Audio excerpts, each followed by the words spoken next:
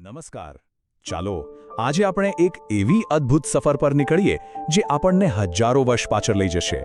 આ છે વેદામૃતમ, એટલે કે વેદોનું અમૃત, જે પ્રાચીન ઋષિઓની વાણીમાં સચવાયેલું છે. તો સવાલ એ છે કે આ પ્રાચીન મંત્રોમાં આખરે છે શું?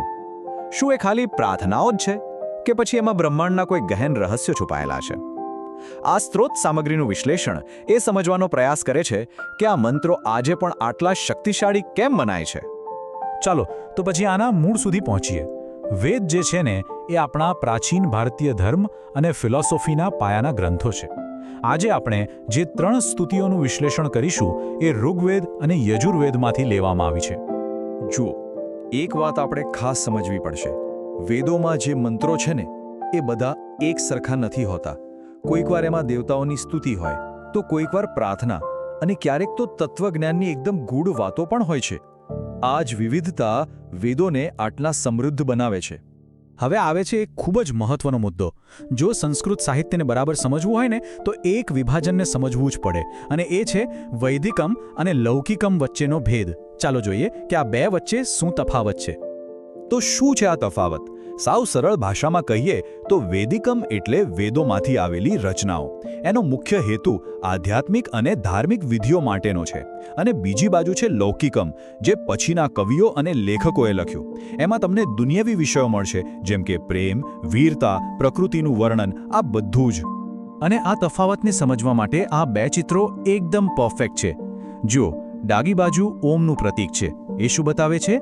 વૈદિક પરંપરાનું ઊંડાણ, એની આધ્યાત્મિકતા. અને જમણી બાજુ દેવી સરસ્વતીનું આ ચિત્ર, એ લૌકિક પરંપરાની કલાત્મકતા અને એની વર્ણનાત્મક શૈલીનું પ્રતીક છે. કેટલો સ્પષ્ટ ભેદ છે નહીં? ચાલો, હવે થિયરી બહુ થઈ, હવે સીધા પ્રેક્ટિકલ ઉદાહરણો પર જઈએ. આપણે 3 એવા શક્તિશાળી વૈદિક મંત્રોનું ઊંડાણપૂર્વક વિશ્લેષણ કરીશું અને એના અર્થને સમજવાની કોશિશ કરીશું. જરા ધ્યાનથી સાંભળજો. આ છે ઋગ્વેદનો પહેલો જ મંત્ર, અને એ અગ્નિદેવને સમર્પિત છે. અહીં ઈળે શબ્દનો અર્થ થાય છે હું સ્તુતિ કરું છું. પણ સવાલ એ છે કે અગ્નિની સ્તુતિ કયા રૂપમાં, કયા ભાવો સાથે કરવામાં આવી રહી છે? તો આ શ્લોકમાં છે ને અગ્નિને યજ્ઞના પુરોહિત કયા છે, એટલે કે મુખ્ય પૂજારી.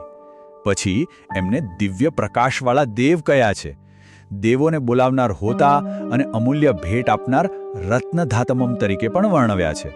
મતલબ કે અગ્નિ ખાલી આગ નથી, એ તો દેવો અને માણસો વચ્ચેની એક પવિત્ર કડી છે. જબરદસ્ત વાત છે ને? ચાલો હવે બીજી સ્તુતિ જોઈએ.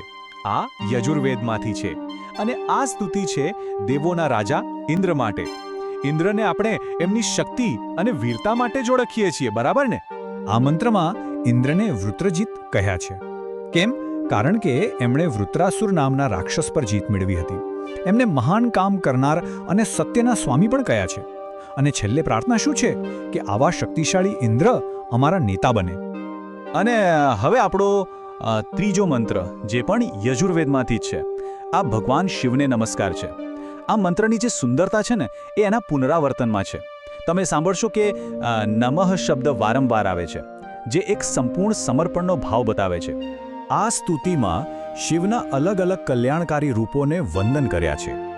શંભવાય એટલે કે જે સુખનું ઉદ્ભવ સ્થાન છે. મયસ્કરાય એટલે કે જે સૌનું કલ્યાણ કરનાર છે. અને શિવતરાય એટલે કે જે અત્યંત મંગળકારી છે. ટૂંકમાં એ સુખ, શાંતિ અને કલ્યાણના સ્ત્રોત છે. અત્યાર સુધી આપણે મંત્રોના અર્થ પર વાત કરી, પણ તમને ખબર છે વૈદિક પરંપરામાં શબ્દોના અર્થ જેટલું જ, બલકે ક્યારેક એનાથી પણ વધારે મહત્વ એના ઉચ્ચારણનું છે. એટલે કે તમે શું બોલો છો એ તો ઠીક, પણ કેવી રીતે બોલો છો એ બહુ જ મહત્વનું છે. વૈદિક મંત્રોનું જે ગાન છે ને એ એકદમ સંગીત જેવું છે. એમાં મુખ્યત્વે 3 પ્રકારના સ્વર હોય છે. એક છે ઉદ્દાત એટલે કે ઊંચા સૂરમાં ગાવું, બીજો અનુદાત એટલે કે નીચા સૂરમાં, અને ત્રીજો છે સ્વરિત, જેમાં ઊંચા અને નીચા બંને સૂરનું મિશ્રણ હોય છે. આ સ્વરો જ મંત્રોને એક ખાસ લય અને શક્તિ આપે છે. ચાલો, તો અત્યાર સુધી જે પણ આપણે સમજ્યું એને જરા પાકું કરી લઈએ. એક નાનકડું સ્વાધ્યાય. આનાથી આપણને ખબર પડશે કે આપણે શીખેલી વાતો કેટલી યાદ રહી. પહેલો શ્લોક યાદ છે? અગ્નિ મીલે, અને છેલ્લે હતું રત્નધાતમમ. તો વચ્ચે જે ખાલી જગ્યા છે ત્યાં કયો શબ્દ આવશે? જરા યાદ કરો. બિલકુલ સાચો. જવાબ છે પુરોહિતમ. અગ્નિમયડે પુરોહિતમ રત્નધાતમમ. અગ્નિ યજ્ઞના પુરોહિત છે. આ એક જ શબ્દ આપણને યાદ અપાવે છે કે અગ્નિ માત્ર એક ભૌતિક તત્વ નથી, પણ એક દિવ્ય પૂજારી છે. ઓકે, હવે બીજો સવાલ. મયસ્કર એટલે કે કલ્યાણ કરનાર, આ વિશેષણ કોના માટે વપરાયું હતું? આપણે હમણાં જ એક મંત્રમાં જોયું. અને જવાબ છે ભગવાન શિવ. પેલો શ્લોક યાદ છે ને, નમઃ શંકરાય ચ મયસ્કરાય ચ. આ એ જ શ્લોક છે જે આપણને યાદ અપાવે છે કે ભગવાન શિવને કલ્યાણના દાતા તરીકે પૂજવામાં આવે છે. તો છેલ્લે આખા વિશ્લેષણના અંતે એક વિચાર મૂકીને જ જઈએ. આ જે પ્રાચીન શ્લોકો છે એમની એકદમ ચોક્કસ રચના, એમના ગહન અર્થ, આ બધું આપણને ભાષાની પોતાની શક્તિ વિશે શું શીખવી શકે છે? કદાચ એ જ કે શબ્દો ખાલી વાતચીત કરવાનું સાધન નથી. શબ્દોમાં વાસ્તવિકતાને આકાર આપવાની, એક ઊર્જા પેદા કરવાની અદ્ભુત શક્તિ રહેલી છે.